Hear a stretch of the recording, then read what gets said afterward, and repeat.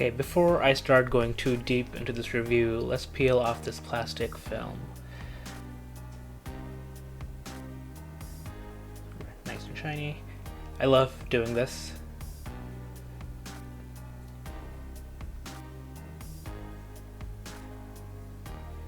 So this is the MSI GE75 gaming laptop. I got it for about $1,300 from Costco. It's black, but the film made me think that it was more gray. It weighs about 5.75 pounds and has a 17.3 inch screen. It's not small by any means. So let's take a look at what else it has.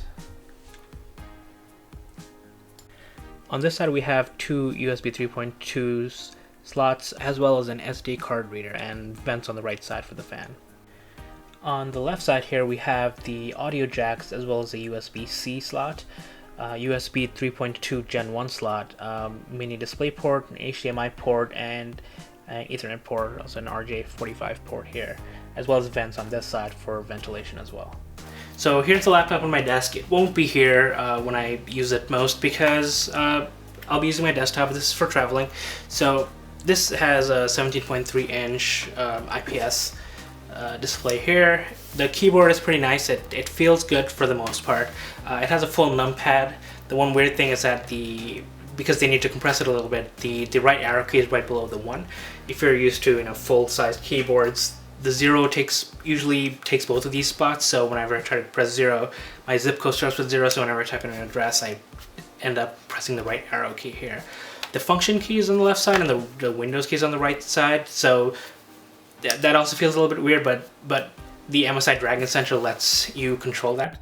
So let's go to so you can see my screen here. So before I go to that, I'll show you the monitor panel here. So this has an i7 10th gen processor with an RTX 2060 GPU, 16 gigs of RAM, and has a 512 gig SSD, which is amazing. It also has a terabyte hard drive for regular storage. You probably don't want to game from there. And it has two fans here. So one of my favorite things about this is that there are two buttons here. The first top button here controls the LED animations here for the RGB keyboard. So I can shuffle through them. I'll show you where to set that in a second. And the bottom button here actually controls the fan. So keep an eye on the fan speeds here. So if I click on this, it puts the fans on hyperdrive on both of them. So it cools very fast. So my CPU temperature was, I think, like 50 something degrees. Now it's going to go down to around 45, 46 degrees if I keep it on for a few minutes. Which is great if you're gaming and your computer's running hot. You want to be able to control the fan. So I don't know if you can hear it. It is fairly loud, and I can feel the breeze from all sides. So you want to make sure that the vents aren't covered when you're gaming, when you have that on. You're also hearing my voice through the microphone of the laptop, so it works fairly well. I think I haven't used it too much for recording, but I thought this would be a good example of recording here if you plan on using this for streaming or for recording screens. There's also 720p webcam, which I probably won't be using. If you go to the general settings, you can actually turn that off. I'll leave it on for now. In the general settings, you can also switch the Windows and the function key, like I said before. I'm just going to leave it as is for now. I can also turn off the Windows key for some reason. Display overdrive, haven't really played around with that. And the USB LED, so as you've seen a couple minutes ago, the USB slots on the right and the left-hand side have lights. You can control them. You can set them to breathing, which is like a slow flashing. So flashing will turn them off if you don't want that at all. You can set user scenarios, so if you have gaming, I'm just using user for now. Right now I've only tested CSGO and League of Legends. I haven't tested anything else yet, and so far both of these games have worked really well.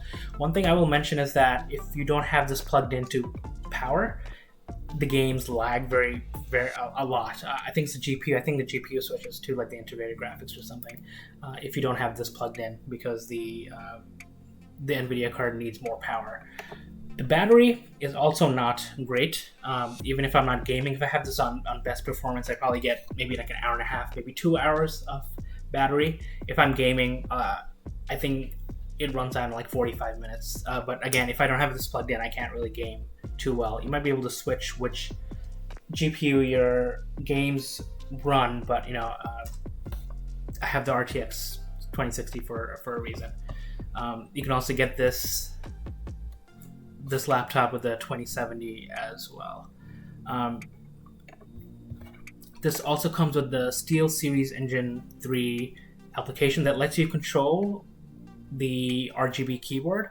So you can set your own. It has a couple of configurations already handy. So if you use the function key any 1 through 9, it'll shuffle through these. You can also click the button there. You can also set your own. So you can set like this preset that I have for League of Legends. When that runs, it just lights up the 6 keys that you normally use when you're playing League. Just the 4 QWER and then DF for the summoner keys. There are a couple more others, but I was just playing around with this, and I normally use just the plain, just split this up, and that's it. Aside from gaming, other things I've done is I've used After Effects on this. I've used After Effects. I have been listening to music, obviously, and I've used PyCharm. Done quite not a lot, but some Python work on this on some of my Raspberry Pi projects, and it works really well. It runs the scripts really fast. It processes compositions in After Effects and Premiere pretty quickly. Most of the lower thirds that you've seen in this video were created on this laptop, just because I wanted to see how it would feel. It feels great. I just have to get used to doing everything on the trackpad. I like using a mouse. I do have a mouse with me, but if I'm sitting on the couch, I need like a little platform for the mouse, which I currently don't have, but I probably will need to invest in. I've been using this laptop for about 3 weeks. Again, I got it for about $1,300 from Costco.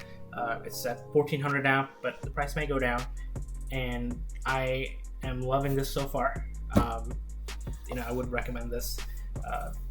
If you have any questions about this laptop, if you want to see something that I didn't cover, let me know. Happy to look into it for you and get back to you. So I just want to show you this full RGB keyboard here. I have the button right here on top that lets me go through the color animations that are preset on this laptop. I can also click on the function key and go through numbers 1 through 9. It also, you can also highlights the different function keys that have things that I can do with functions. I can also, aside from shuffling through, I can also click on the function key and select the numbers. 9 is just solid color and 0 just turn it off. But I usually keep it at 1, or I also have this this mouse that I bought, the Red Dragon mouse that I bought. It kind of matches with the animations here. Just to sum things up, this is a great purchase and I'm very happy with it. So far I've used it for gaming, for programming, and for video editing, and it has worked as expected. The battery life is not awesome, and gaming without it being plugged in is difficult. I see huge FPS drops whenever I play Counter-Strike or League of Legends. The display on this 17.3-inch screen is great, and the sound from the speakers also sound great. It weighs almost 6 pounds, and the power source weighs about another 2-ish, so you'll get a workout if you carry this around everywhere. The keyboard feels good, but you may need to get used to it. I definitely recommend getting an external mouse. The 512 gig SSD and the 16 gigs of RAM is more than enough, and if you don't mind voiding the warranty, you can add more yourself. The back plate is pretty easy to remove. This cost me about $1,300, including shipping and taxes from Costco in November. The current prices are hovering around $1,500. If you have any specific questions about this laptop, let me know. Thanks for watching, stay safe, and happy holidays.